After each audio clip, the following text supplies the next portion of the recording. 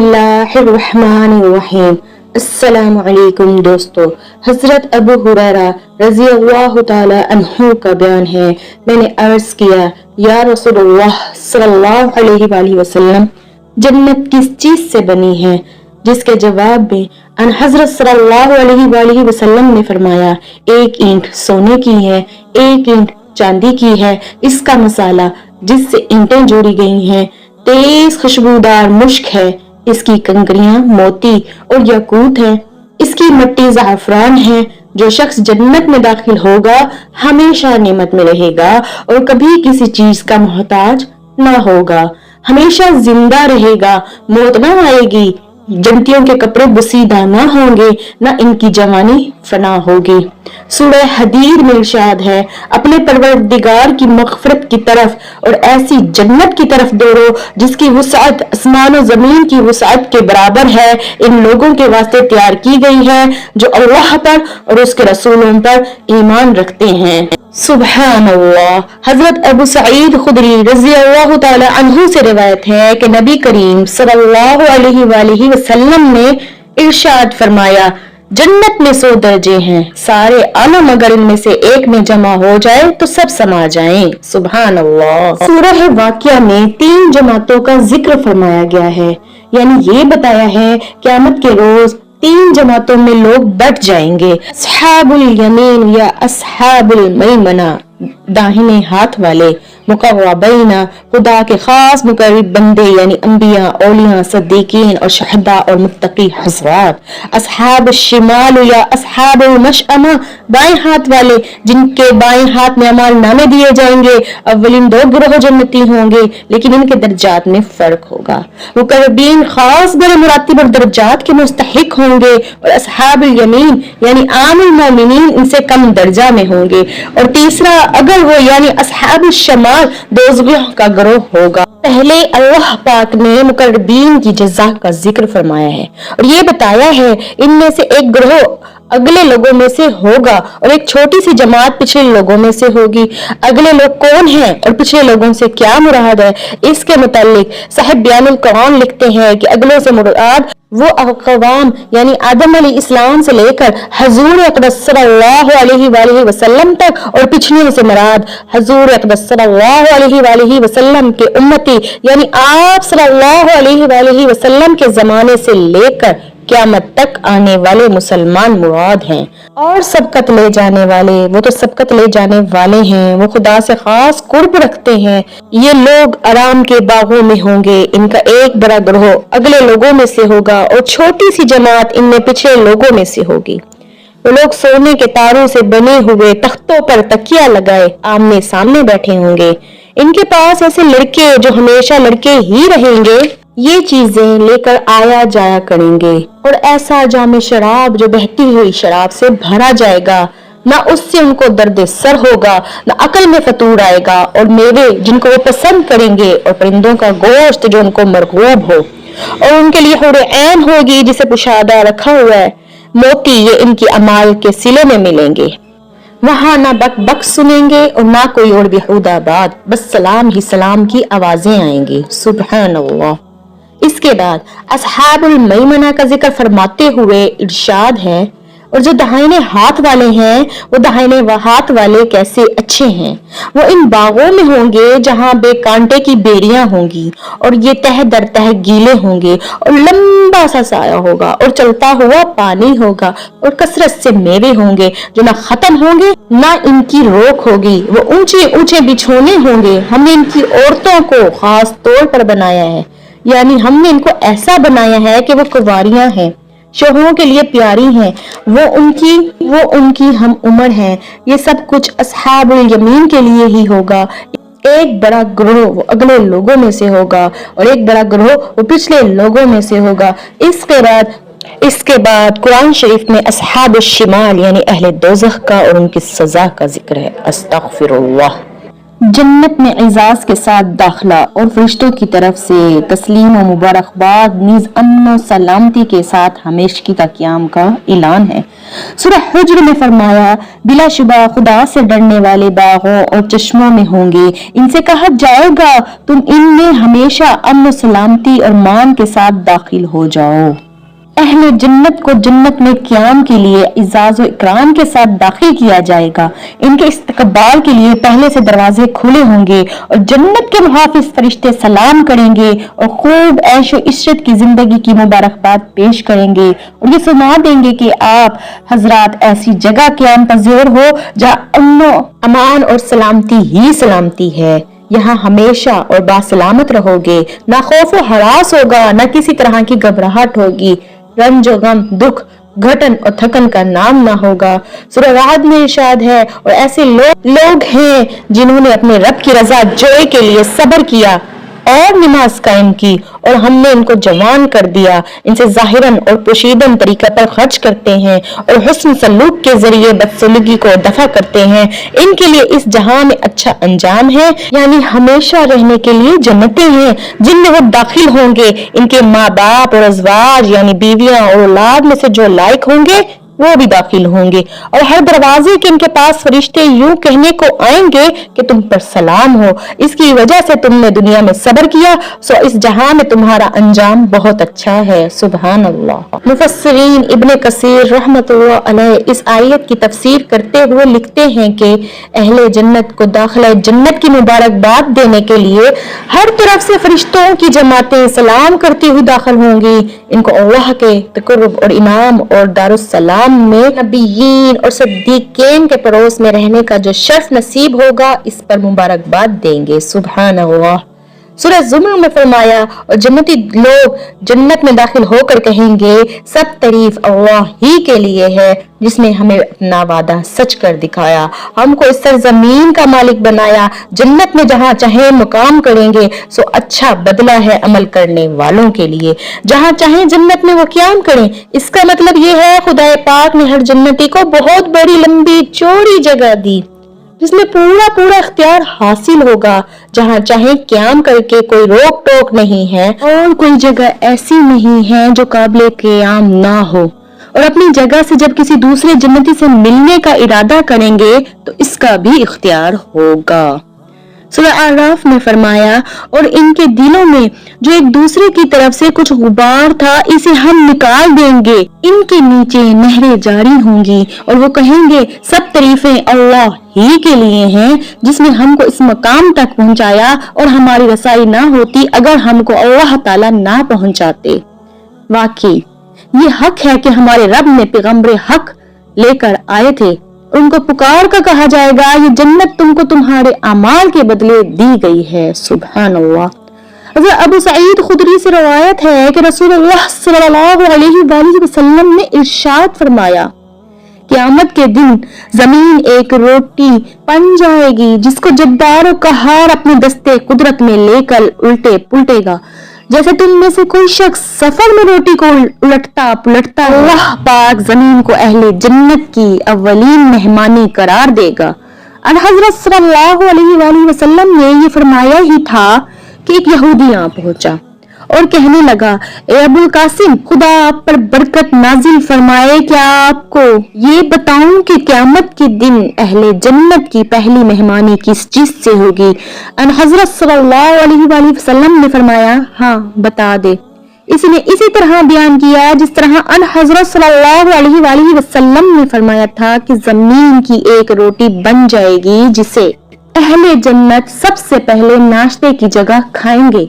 रावी कहते हैं कि इस यहूदी की बात सुनकर अन हजरत सल्लल्लाहु अलैहि वसल्लम हमारी तरफ देखकर इस तरह हंसे कि आप सल्लल्लाहु अलैहि वसल्लम की आखिरी दाढ़ें जाहिर हो गईं।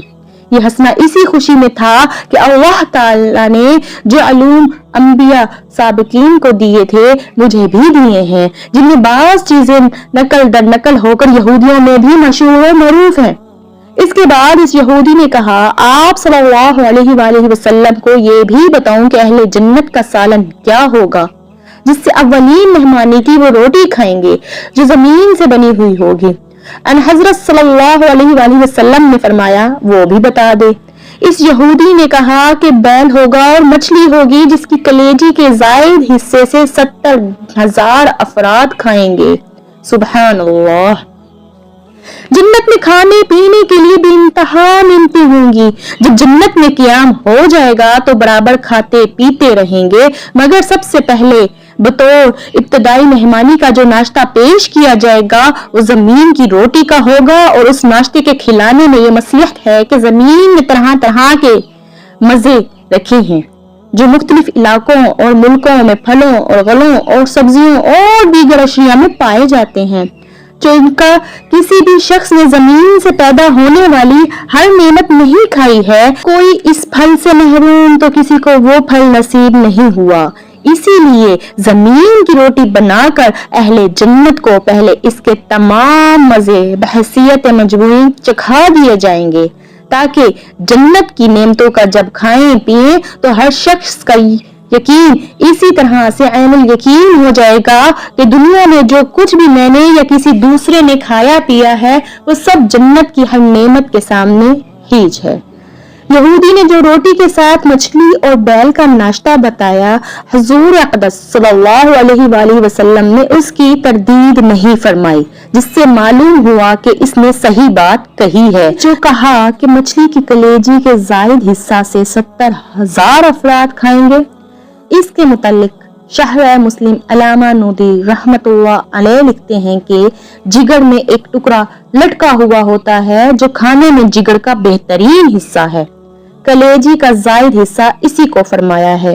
زمین کی روٹی کس طرح کھائی جا سکے گی؟ ہم تو دیکھتے ہیں کہ زمین کے ذرات غذا میں مل جاتے ہیں تو کھائی نہیں جاتی اور ککڑا پن ظاہر ہوتا ہے۔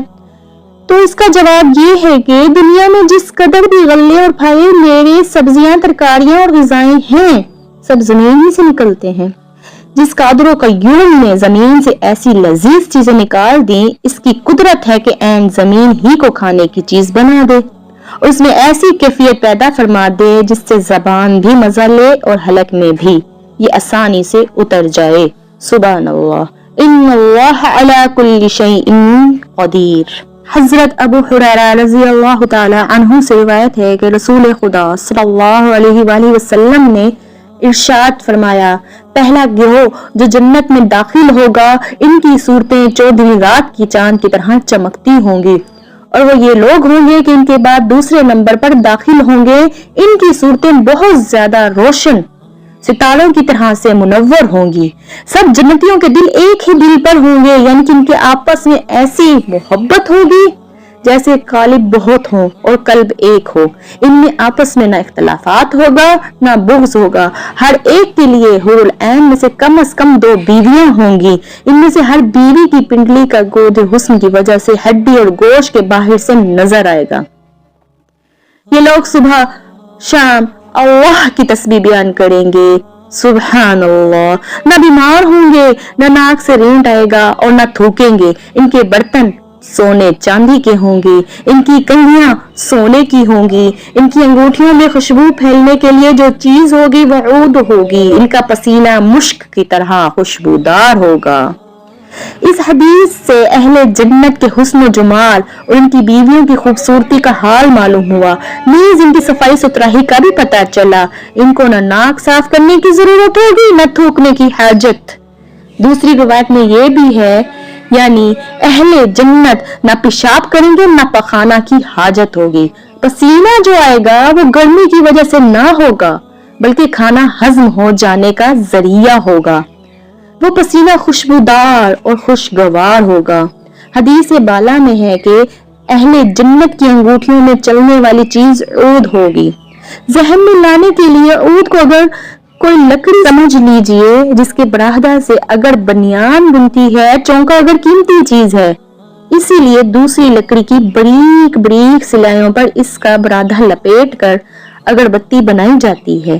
جنت میں کس چیز کی کمی نہ ہوگی، لہذا خوشبو کے لیے عود ہی سلگ رہا ہوگا۔ بخاری شریف میں ہے کہ جب اللہ تعالیٰ نے حضرت آدم علیہ السلام کو پیدا فرمایا تو ان کا قد 60 ہاتھ کا تھا اور جنت میں جو بھی داخل ہوگا آدم علیہ السلام کی صورت پر 60 ہاتھ کا ہوگا۔ اتنے لمبے لمبے آدمی بھلا کیا اچھے معلوم ہوں گے؟ جب سبھی ایک قد کے ہوں گے تو کسی کا قد بھی اعتدال سے باہر معلوم نہ ہوگا اور سب ہی کو پسند آئے گا۔ حضور نبی کریم صلی اللہ علیہ وآلہ وسلم نے ارشاد فرمایا، جس کا مفہوم یہ ہے کہ جنت میں طلوع غروب نہ ہوگا بلکہ ایک ہی طرح کا سما ہوگا، لیل و نہار کی آمد و رفت نہ ہوگی۔ فتح الباری نے ایک ضعیف روایت نقل کی ہے کہ عرش الہی کے نیچے ایک پردہ لٹکا ہوا ہوگا، اس کا لپیٹ دیا جانا شام کی علامت ہوگی اور اس کا پھیل جانا صبح کی نشانی ہوگی، یعنی مقررہ وقفہ گزر جانے پر اس پردے سے صبح و شام کی علامت ظاہر ہوا کرے گی اور یہ تسبیح الہی میں مشغول ہونے کے اوقات ہوں گے، اور گو جنت میں ہمہ وقت بلا اختیار سانس کی طرح تسبیح جاری ہوگی، مگر اپنے اختیار سے بھی صبح و شام تسبیح میں مشغول ہونے کو پسند کریں گے۔ سبحان اللہ۔ حضرت ابو ہریرہ رضی اللہ تعالی عنہ سے روایت ہے کہ رسول اکرم صلی اللہ علیہ وآلہ وسلم نے ارشاد فرمایا، اہل جنت کی آنکھیں ایسی حسین ہوں گی کہ بغیر سرما لگائے بھی بہت خوبصورت اور حسین دکھیں گی، نہ ان کی جوانی فنا ہوگی، نہ کپڑے بسیدہ ہوں گے، اہل جنت خوب مزے میں ہوں گے، ان کے جسم پر بال نہ ہوں گے اور سب مرد و عورت بے داڑھی ہوں گے۔ جسم پر بال نہ ہونے کے دو مطلب ہو سکتے ہیں، ایک تو یہ کہ سر کے بالوں کے علاوہ بھی کسی جگہ بال نہ ہو، اور دوسرا مطلب یہ ہے کہ جن جگہوں کو بالوں کو دور کرنا پڑتا ہے مثلاً زیر ناف اور بغلیں، وہاں تو بالکل ہی بال نہ ہوں گے، اور سینہ اور پنڈلیوں وغیرہ پر جو بال ہوں گے بہت ہلکے ہوں گے، خوب بھرے ہوئے نہ ہوں گے جن سے کھال کی خوبصورتی دب جائے۔ سر کے بالوں کا علیحدہ مستقل ذکر کسی روایت میں نہیں پایا گیا۔ بخاری شریف کی روایت میں ہے کہ ان کی کنگھیاں سونے کی ہوں گی، اس سے صاف ظاہر ہے کہ ان کے سر پر بال ہوں گے۔ چہرے پر داڑھی نہ ہونے کی تمنا جنت میں پوری ہو جائے گی۔ ہمارے ایک بزرگ سے کسی نے سوال کیا کہ داڑھی نہ ہونے سے کیا فائدہ ہوگا؟ فرمایا، اس کا جواب ان سے معلوم کرو جو داڑھی منڈواتے ہیں۔ بہرحال جنت میں تو ہر چیز حسین ہوگی، داڑھی نہ ہونے پر بھی مردوں کا حسن دوبالا رہے گا، اور اندر سے بال نکل کر نہ آئیں گے جن کو منڈرانا پڑے اور اس کی وجہ سے کھال خراب ہو۔ حضرت ابو سعید خدری اور حضرت ابو ہریرہ رضی اللہ تعالی عنہ سے روایت ہے کہ رسول اکرم صلی اللہ علیہ وآلہ وسلم نے ارشاد فرمایا، ایک منادی جنتیوں میں پکار کر اعلان کر دے گا کہ اے جنت والو، تمہارے لیے یہ بات طے شدہ ہے کہ ہمیشہ تندرست رہو گے، کبھی بیمار نہ ہوگے، اور یہ ابھی طے شدہ ہے کہ ہمیشہ زندہ رہو گے، کبھی موت نہ آئے گی، اور یہ کہ ہمیشہ جوان رہو گے، کبھی بوڑھے نہ ہوگے، اور یہ کہ ہمیشہ نعمتوں میں رہو گے، کبھی محتاج نہ ہوگے۔ حضرت ابو سعید رضی اللہ تعالی عنہ سے کی روایت ہے کہ نبی کریم صلی اللہ علیہ وآلہ وسلم نے ارشاد فرمایا، جنت میں جانے والا جو شخص اس دنیا سے رخصت ہوگا، خواہ چھوٹا ہو یا بڑا، داخلہ جنت کے وقت سب 30 سال کے کر دیے جائیں گے، اس سے کبھی آگے نہ بڑھیں گے۔ 30 سال کی عمر درمیانی عمر ہے، اس میں نہ بچکانا نادانی ہوتی ہے، نہ جوانی دیوانی ہوتی ہے، نہ بڑھاپا آتا ہے، نہ بڑھاپے کے آثار ہوتے ہیں۔ اس عمر میں شباب کامل اور فہم کامل دونوں حاصل ہوتے ہیں، ہوش و حواس بجا اور اعضاء صحیح سالم ہوتے ہیں۔ اسی لیے یہ عمر اہل جنت کے لیے رکھی گئی ہے، چھوٹا ہو یا بڑا، ہر شخص 30 سال کا کر دیا جائے گا، یعنی 30 سال کی عمر کے جو اوصاف و احوال ہوتے ہیں جن کا ذکر ہوا، تمام اہل جنت اس سے مستفید ہوں گے، ہمیشہ عیش جنت میں رہیں گے، مگر نہ بڑھاپا آئے گا، نہ جوانی میں کمزوری آئے گی، نہ ہوش و حواس میں خلل پیدا ہوگا، نہ دانت اکھڑیں گے، نہ بینائی میں فرق آئے گا۔ بعض روایت میں ہے اہل جنت کی عمر 33 سال بھی ہو سکتی ہے۔ سبحان اللہ۔ دوستو، کتنی پیاری اللہ پاک نے جنت مسلمانوں کے لیے، اہل ایمان کے لیے، ان لوگوں کے لیے بنائی جو اللہ کے حکم پر چلتے ہیں اور نبی کریم صلی اللہ علیہ وآلہ وسلم کے طریقوں پر اپنی زندگی بسر کریں گے۔ جنت میں ہمیں کسی چیز کی کمی نہ ہوگی، جنت میں ہم ہمیشہ رہیں گے۔ اگر ہم چاہتے ہیں کہ ہمیں جنت کا اعلیٰ سے اعلیٰ مقام ملے تو ہمیں چاہیے دوستو، ہم صبح شام ذکر الہی میں مصروف رہیں۔ अल्लाह और उसके रसूल दरूद और सलाम पेश करते रहें। अहले जन्नत की तस्बीह होगी सुबहान अल्लाह व बिहम्दिही। हमें चाहिए कि हम दुनिया में भी इस तस्बीह को पढ़ने का एहतमाम करें, सुबह शाम उठते बैठते इस तस्बीह को पढ़ने का मामूल बना लें। सुबहान अल्लाह व बिहम्दिही। दोस्तों, वीडियो आपको कैसी लगी कमेंट में ज़रूर बताइएगा और चैनल को सब्सक्राइब करके वीडियो को लाइक ज़रूर कीजिएगा। जज़ाकल्लाह।